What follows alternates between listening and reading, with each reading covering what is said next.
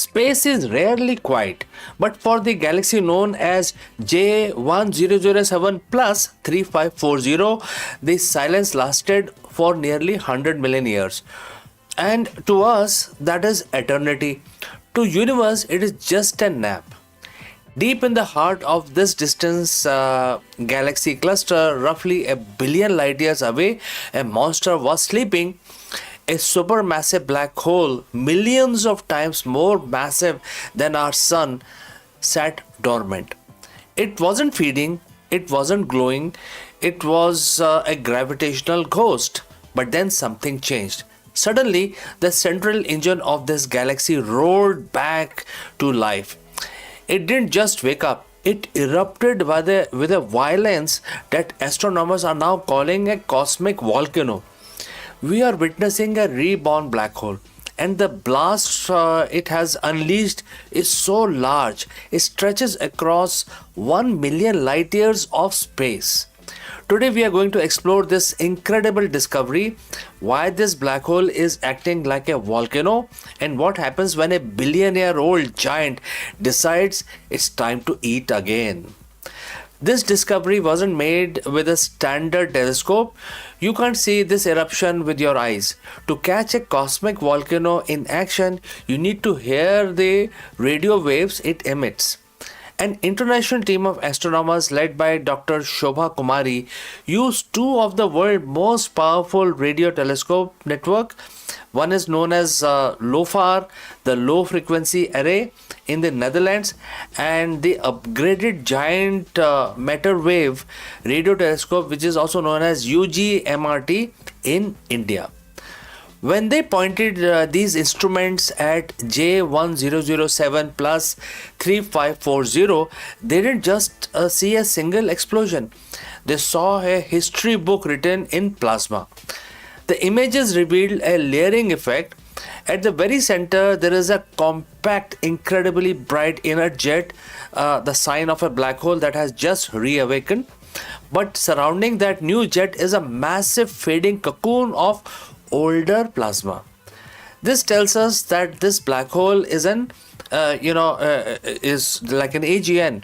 It turns on, blasts the universe, runs out of fuel, goes to sleep for 100 million years, and then it does it all over again. Why are scientists using the word volcano? It actually is a very accurate, physical analogy. On Earth, a volcano erupts because of the pressure. Hot magma and gases build up underground until they find a weak point on the crust and explodes outwards, pushing through the atmosphere, leaving behind layers of ash. In space, the magma is superheated plasma, gas that has been ripped apart into subatomic particles. A matter falls towards the black hole. It doesn't all goes inside. Some of it gets caught in the intense magnetic field and is funneled towards the pole, where it is spat out at nearly the speed of light. This black hole lives in a galaxy cluster, which is a very crowded neighborhood. The space between galaxies here isn't empty. It is filled with thick, hot gas called intra-cluster medium. When the black hole erupts, its jets act like volcanic vents. They had to fight the punch through the thick gas.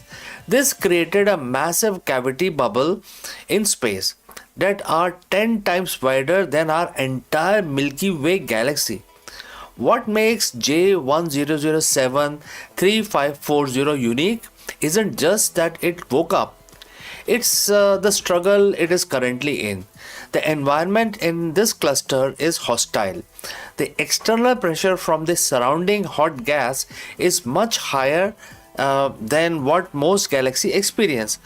Because of this, the jets don't travel in straight line.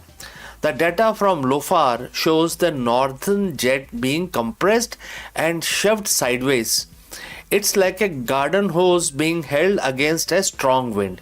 The plasma is actually being bent and redirected by the sheer weight of the galaxy cluster's atmosphere. To the southwest, astronomers found something even more haunting, a long, faint tail of the magnetized plasma. This is the smoke from the volcano of 100 million years ago.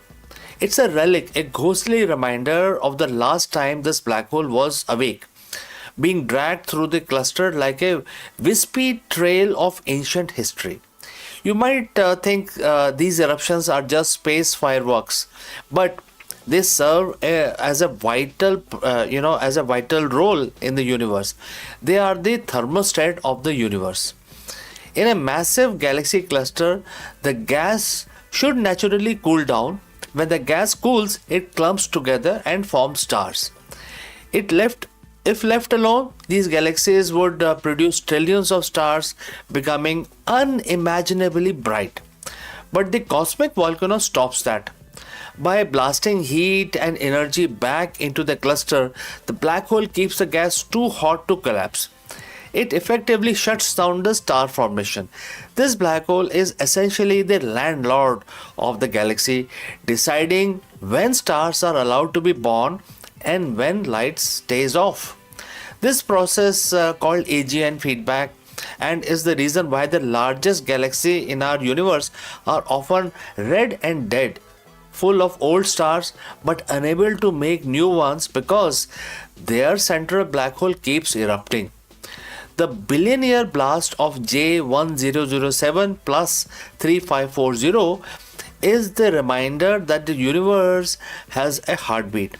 It's not just steady one, but a rhythmic cycle of activity and silence.